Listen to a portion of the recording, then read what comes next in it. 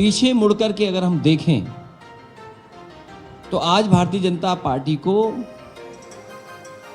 न केवल दिल्ली की सरकार ने जो घोषणा पत्र जारी किया था, मैनिफेस्टो जारी किया था, उसका जवाब देना है, बल्कि उत्तर प्रदेश की सरकार ने 2 बार जनता को बहुत बड़े बड़े वादे किए थे।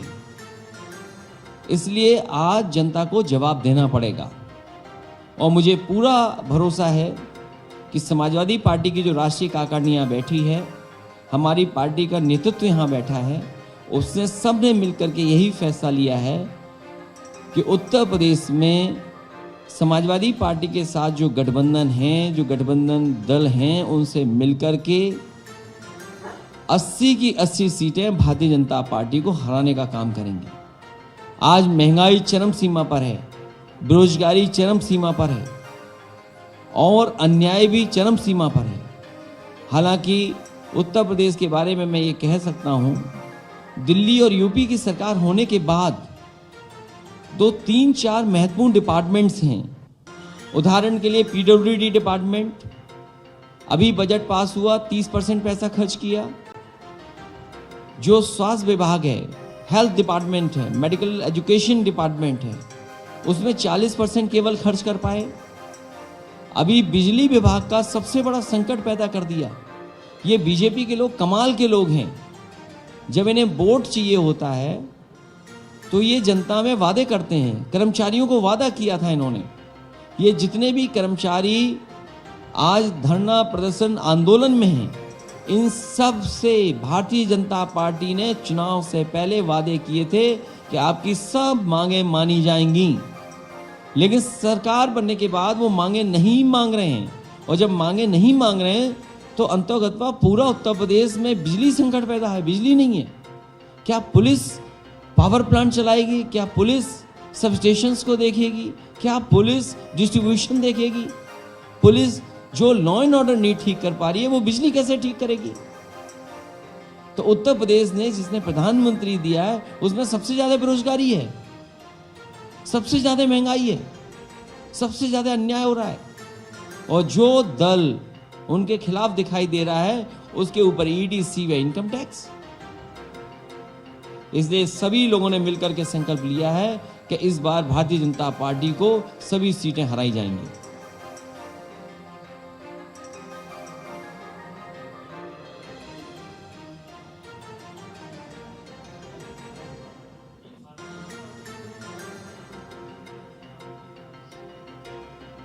लेकिन भारतीय जनता पार्टी के पास वो वैक्सीन है, और क्योंकि सोशल मीडिया पे वॉशिंग मशीन का बहुत प्रचार हो रहा है कि जो उनके दल में चला जाता है, न उसके ऊपर ईडी आती है, न कोई सीबीआई आती है, न कोई इनकम टैक्स आता है।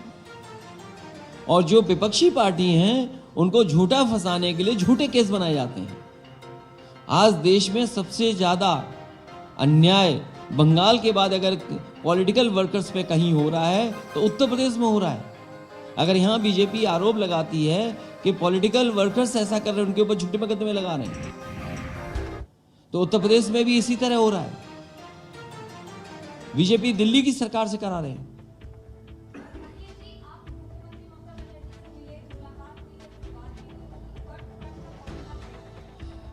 फार्मूला नहीं बताया जाएगा। फार्मूला यही है कि भारतीय जनता पार्टी को हराया जाए।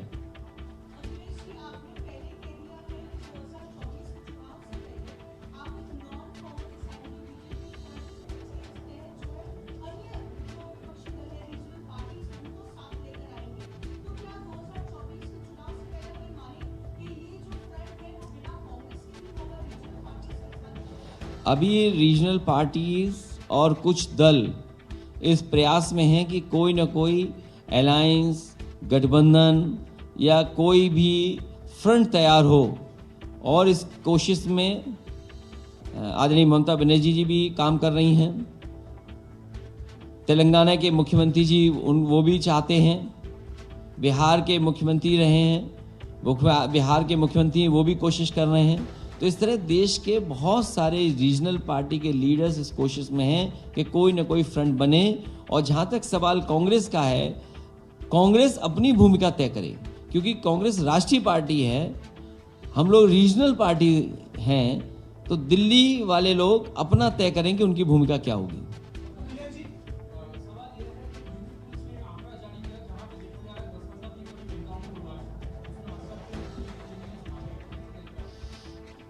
भारतीय जनता पार्टी और खासकर उत्तर प्रदेश की सरकार पर सबसे ज़्यादा आरोप लगे हैं फेक इनकाउंटर्स के।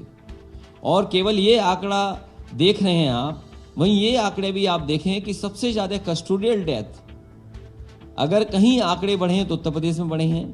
नेशनल ह्यूमन राइट कमीशन ने सबसे ज़्यादा नोटिस अगर किसी सरकार को दिए हैं तो उत्तर प्रदेश की सरकार को दिए हैं। महिला आयोग पे जो जानकारी है तो देश में सबसे ज़्यादा अपराध अगर महिलाओं के ऊपर कहीं बढ़े तो उत्तर प्रदेश में बढ़े हैं। और जितने भी ये फेक इनकाउंटर्स हो रहे हैं, इनकी जब कभी भी जांच आएगी तो बहुत सारे अधिकारी कटघरे में खड़े दिखाई देंगे।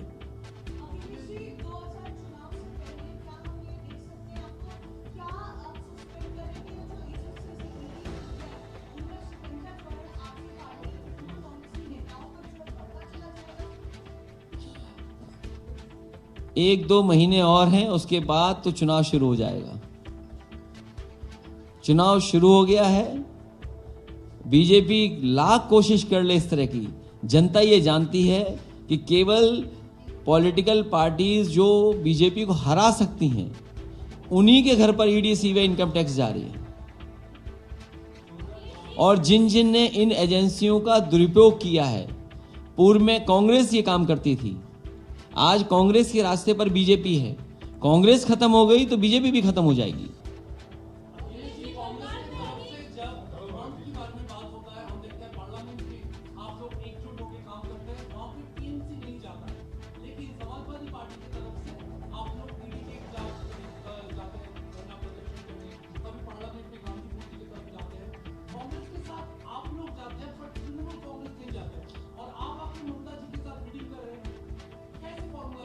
सी on the floor of house जो फ्लोर कोऑर्डिनेशन है वो अलग चीज़ है। कई बार कुछ मुद्दों पर सब एक साथ आ जाते हैं, लेकिन जो ज़मीन की लड़ाई है वो अलग है।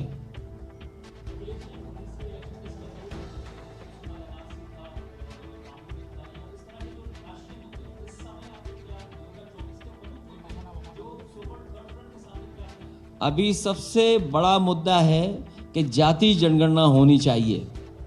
बीजेपी का 2014 का नारा था अच्छे दिन, और फिर बीजेपी के लोग ये नारा दे रहे हैं सबका साथ, सबका विकास और सबका विश्वास और सबका प्रयास। सबका प्रयास तभी शामिल होगा जब जाति जनगणना होगी। और इसके लिए मैं समझता हूँ देश के बहुत सारे दल दक्षिण भारत से लेकर के और एक कोने से दूसरे कोने तक लोग उसके पक्ष में हैं। जाति जनगणना होनी चाहिए, उसके पक्ष में है। बिना उसके सामाजिक न्याय संभव नहीं है। और जितना भी प्राइवेटाइजेशन होगा उतना ही बाबा साहब भीमराव अम्बेडकर जी के दिए हुए अधिकारों का हनन होगा। ये अधिकार छीने जा रहे हैं और अधिकारों की लड़ाई पूरे देश में लोग चाहते हैं। याद कीजिए आप ओल्ड पेंशन स्कीम को लेकर के, हालांकि यहाँ परिस्थितियाँ अलग हैं बंगाल में। जैसे ही उत्तर प्रदेश में ओल्ड पेंशन का सवाल खड़ा हुआ, राजस्थान ने उसको स्वीकार कर लिया। हिमाचल में भारतीय जनता पार्टी की सरकार चली गई। बहुत सारे प्रदेश उस दिशा में काम कर रहे हैं। तो मैं समझता हूँ ये तमाम वो मुद्दे हैं जिन मुद्दों का भारतीय जनता पार्टी को जवाब देना पड़ेगा।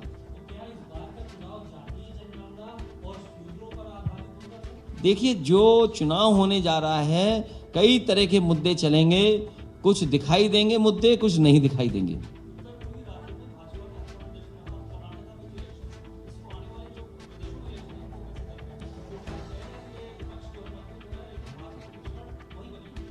देखिए, अगर आप बीजेपी के हिसाब से देखेंगे तो बीजेपी तो कह रही थी कि सब कुछ जीत लेंगे। वो कहाँ जीते हैं वो लोग।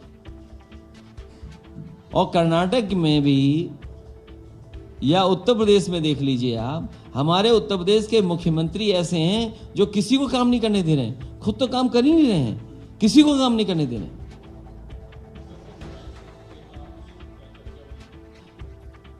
सभी चुनाव को लेकर के चर्चा हुई है।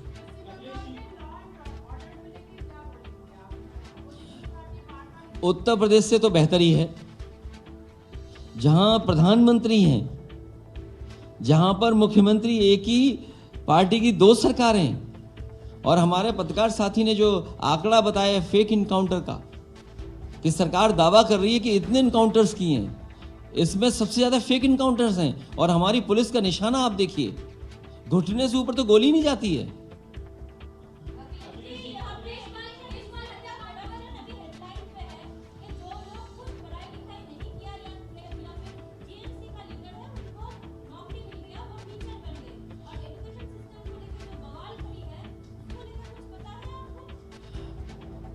इस तरह का सवाल मुझे पता है, कुछ सवाल ऐसे खड़े हुए थे और मैं समझता हूं वो सवाल न्यायालय में भी जाएंगे, उनका जवाब सरकार देगी।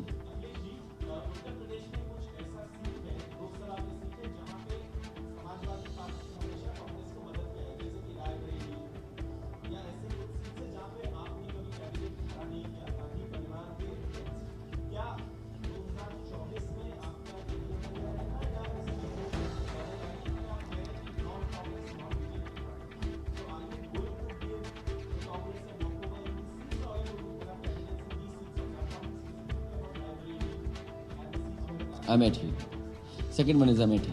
मैं अपने पत्रकार साथी को धन्यवाद दूंगा। अभी मैं अमेठी होकर के आया था और हमारी पार्टी के सभी कार्यकर्ता और जिम्मेदार लोग मिले थे मुझे। उन्होंने ये कहा कि हम वोट देते हैं कांग्रेस को, लेकिन कांग्रेस हमारी मदद नहीं करती है। अभी हाल ही में वहां डबल मर्डर हुए, उससे पहले ट्रिपल मर्डर हुआ। वहां पर समाजवादी पार्टी के कार्यकर्ताओं के साथ उत्पीड़न, अन्याय हो रहा है, झूठे मुकदमे लग रहे हैं। अगर वो समाजवादी पार्टी का प्रधान है और वो सोचते हैं कि ये हमारे सरकार हमारी पार्टी के खिलाफ रहेगा, तो उसके पावर सीज हो रहे हैं, छोटे छोटे कार्यकर्ताओं को परेशान किया जा रहा है। जब उनके ऊपर परेशानी है, झूठे मुकदमे लग रहे हैं, कांग्रेस का एक नेता, एक कार्यकर्ता उनकी मदद करने के लिए नहीं पहुंचता है। तो हमारी पार्टी के लोगों का यह कहना है कि अगर ये वोट चाहते हैं तो हमारी मदद करें, और हम वोट दे देते हैं तो ये हमारी मदद नहीं करते हैं। इसलिए समाजवादी पार्टी को यहाँ पर चुनाव लड़ना चाहिए। इसलिए जब कभी हमें फैसला लेना होगा तो हम वहाँ के कार्यकर्ता नेताओं को बुला करके बातचीत कर करके फैसला लेंगे।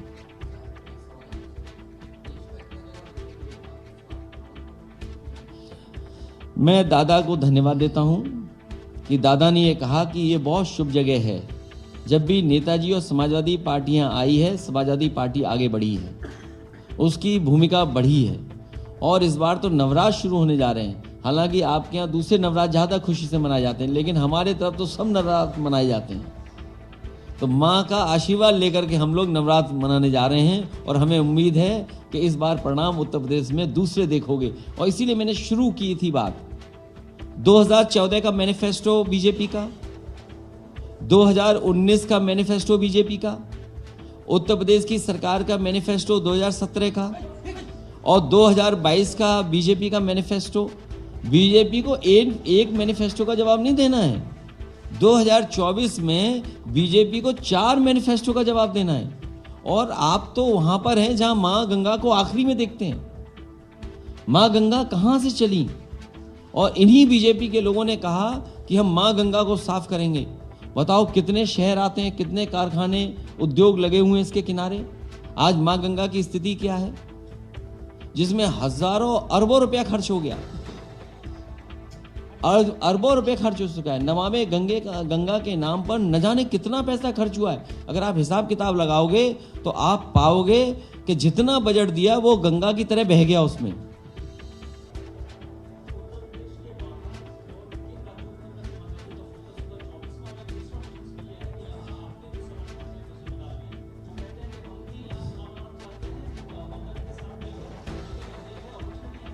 मैं ये खासकर वेस्ट बंगाल का, मैं अपने राष्ट्रीय उपाध्यक्ष और यहाँ के बहुत ही वरिष्ठ, कई वर्ष मंत्री रहने वाले, जो पूरी ज़मीनी जानकारी रखते हैं, आदरणीय कृष्णानंदा जी पे छोड़ता हूँ। उनका सुझाव मैं समय समय पर लूँगा। और दूसरे प्रदेशों में जहाँ पार्टी का संगठन है, वहाँ समाजवादी पार्टी जरूर चुनाव लड़ेगी।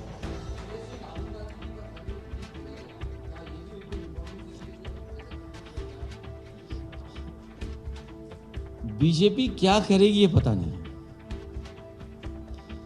बीजेपी जिस तरीके से काम करती है, करेगी कुछ, निशाना कुछ और होगा।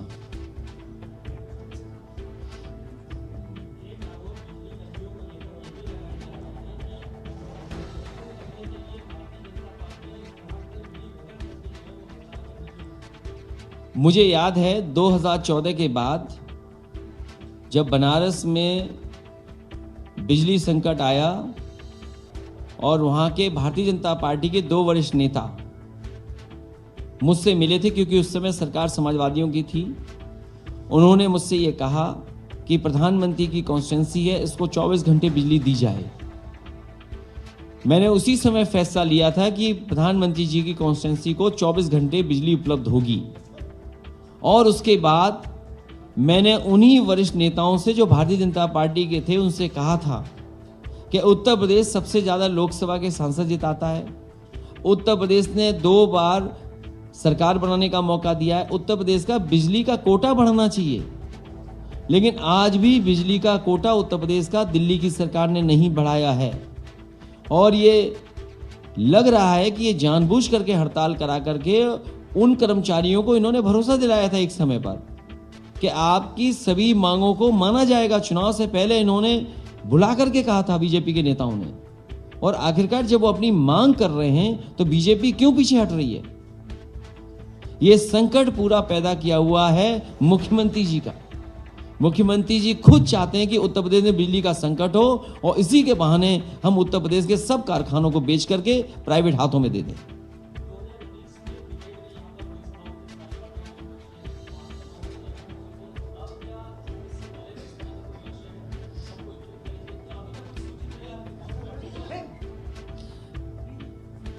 अभी सूची तैयार नहीं है, समय आने पर आप देखेंगे कि कार्यक्रम जगह जगह पर बड़े होंगे।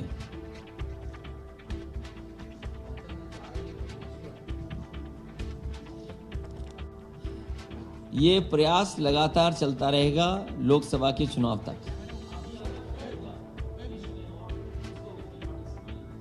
मैं उत्तर प्रदेश में कई यात्राएं कर चुका हूं और हमारी पार्टी के लोग कहेंगे तो हम यात्रा के लिए तो हमेशा तैयार रहते हैं।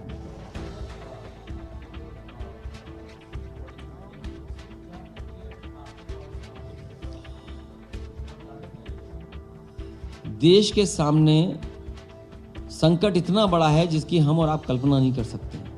मैं उदाहरण के लिए एक बात कहना चाहता हूं आपसे। उत्तर प्रदेश में सरकारी कर्मचारियों का केवल एक विभाग का उनके प्रोविडेंट फंड को इन्वेस्ट कर दिया गया था एक प्राइवेट फर्म में, और प्राइवेट फर्म वो डूब गई।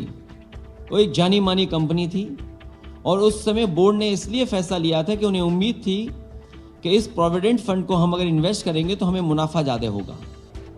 लेकिन 2 साल के अंदर वो कंपनी फेल हो गई, वो कंपनी भाग गई पैसा लेकर के। तो उस समय जिन जिन अधिकारियों ने वो फैसला लिया था उन अधिकारियों को जेल भेज दिया गया था। ईडी जांच हुई, इनकम टैक्स के छापे पड़े, सीबीआई जांच कर रही है। मैं वही बात दोहराना चाहता हूं।